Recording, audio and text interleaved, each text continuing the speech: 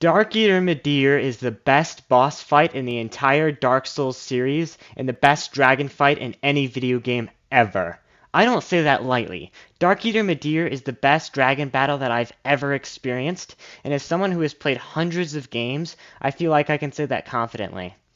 I just beat Midir for the third time less than an hour before starting to write this script, and once I beat him, I knew that I just had to write this.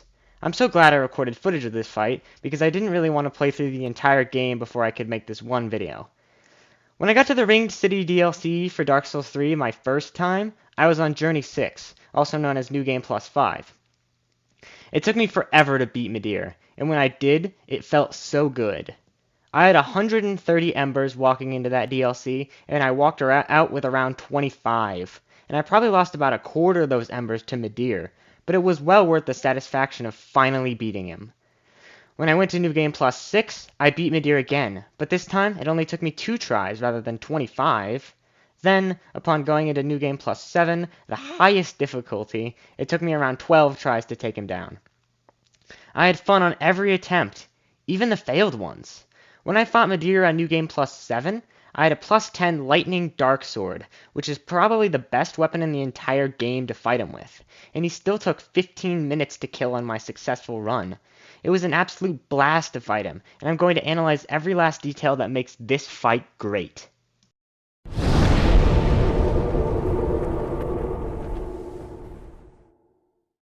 Darkeater Midir is an archdragon raised by the gods to destroy the abyss, and holy hell does it feel like it. He was raised by the gods to devour the abyss, and because he was immortal, he would continue fighting the abyss long after the gods perished. He fought the darkness for millennia, growing fat from the souls of the deep.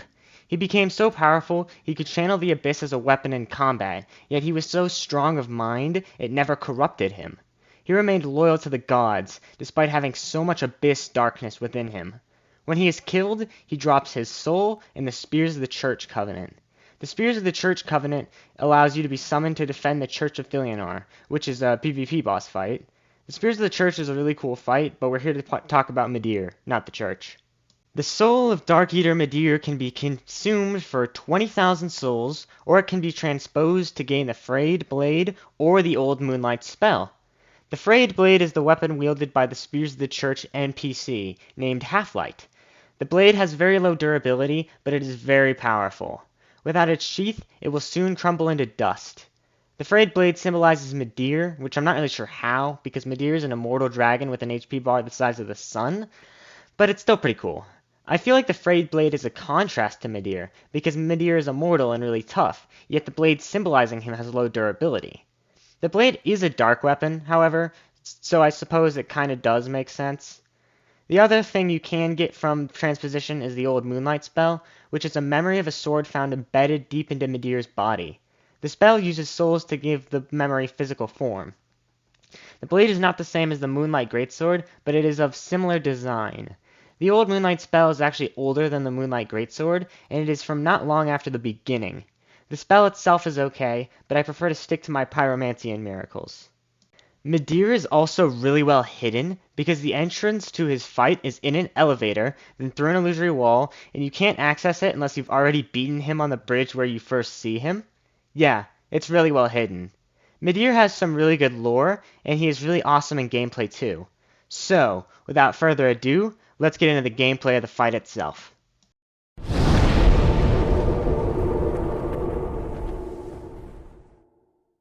Before you can fight Midir, you have to fight him on this bridge, and he still has a good amount of health.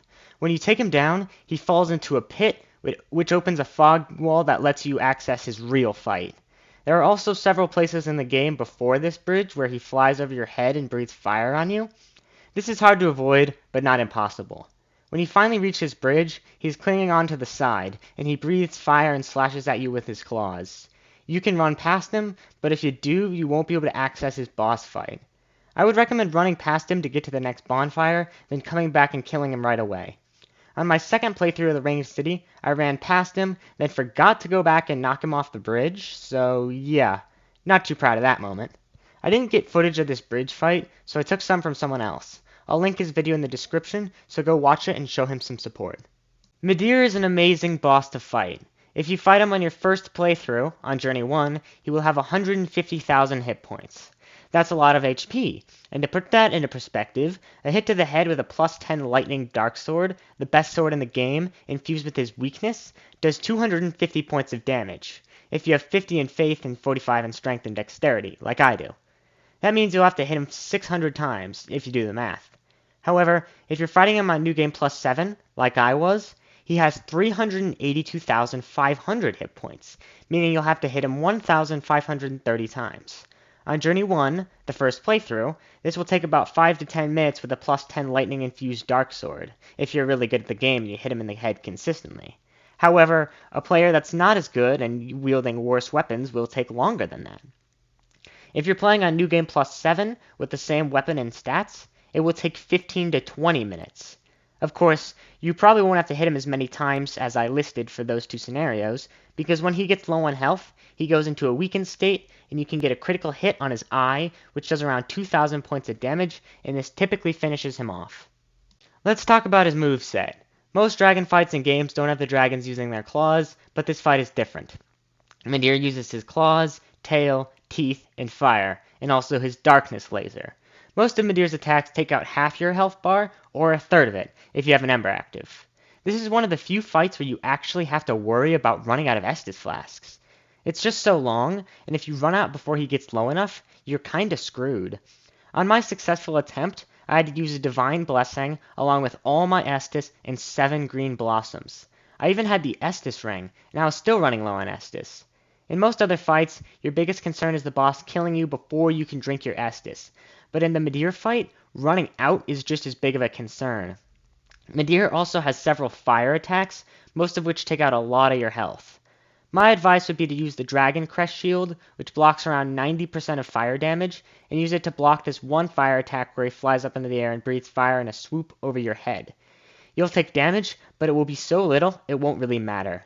Don't block any of his physical attacks, though, because most of those are part of a combo, and you'll lose all your stamina blocking one attack, leaving you unable to dodge or block the others. He has an attack that he uses at the beginning of the fight where he charges forward in a really long combo, and every attack in the combo is easy to dodge, but they all hurt like hell. Try to dodge under him when he does this, then dodge his tail swipe at the end of the combo. He spins around at the end of the combo, so if you're behind him, you can hit him in the head. He has a lot of different attacks, more than any other boss in the game, so this means you'll have to memorize his entire moveset, and that takes a lot of brain power. This boss really makes you think about what he's doing, and you can't just mindlessly fight. You have to be careful. There's another attack he has when he enters Phase 2, and he can use it every once in a while afterwards. He pulls in darkness from the arena around him, and then releases it in a very powerful blast. All you have to do to avoid this is to run away, but you can't dodge through. You have to just run. This attack does about twice as much damage as his claw swipes, so if you don't have an Ember active, it will most likely one-shot you. I rarely get hit by this, but when it does hit me, it really hurts. Oh, and let's not forget his laser attack. In his first phase, he just does an upward slice followed by a sweep around, which is really easy to dodge. However, this attack does more damage than any other single attack in the game. I have 55 Vigor, a Life Ring, and the Ring of Favor and Protection, making me have around 2,000 HP, and it still does around 90% of my health bar. At least, it does that much damage on New Game Plus 7. It does less damage on earlier journeys, but it can still one-shot a lower level player. It is basically a laser that leaves a mark on the ground that explodes a second later. If you get hit by both the laser and the explosion, it's an instant kill.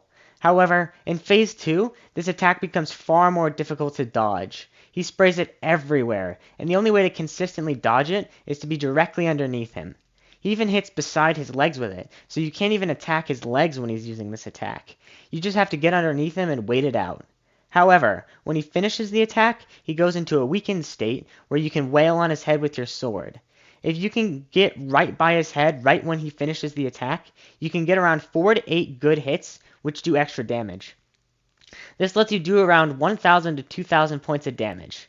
However, before making this attack, he jumps back, making it even harder to get under him. This attack is nigh impossible to dodge, but it feels so good to dodge it and damage his head. Also, his head is his weak spot. His only weak spot. Hitting his head does 250 points of damage, but hitting him anywhere else only does half that. The only time where you shouldn't go for the head is when he is doing the attack where he stands up and breathes fire around him.